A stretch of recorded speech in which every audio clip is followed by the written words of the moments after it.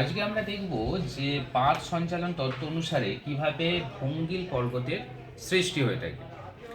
আমাদের যে ভূপৃষ্ঠ রয়েছে, এই ভূপৃষ্ঠের নিচে বেশ কিছু কঠিন অংশ রয়েছে, যেগুলোকে বলছি আমরা পাত। এবারে এই পাতগুলো প্রধানত দুই ধরনের, একটা হচ্ছে মহাদেশীয় পাত আর একটা হচ্ছে মহাসাগরীয় পাত।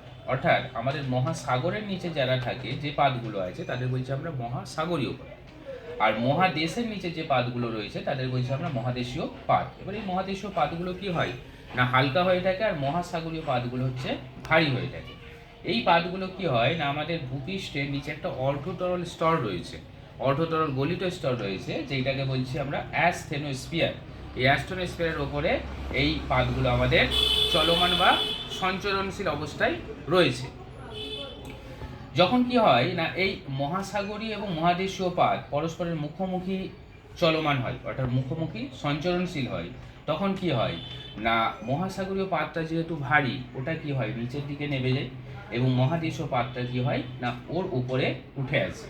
এবং এই দুটো পাতের যে মাঝের অঞ্চল, সেই মাঝের অঞ্চলে কি হয় না পলি রাশি যে রয়েছে বা শিলা রয়েছে, সেগুলো কি হবে না দুদিক থেকে ক্রমশ চাপের ফলে সেগুলো ভাঁজ প্রাপ্ত হয়, এবং ভাঁজপ্রাপ্ত হয়ে সেগুলো উচ্চতা বাড়তে থাকে এবং একটা সময় পর্বতের আকার ধারণ করে।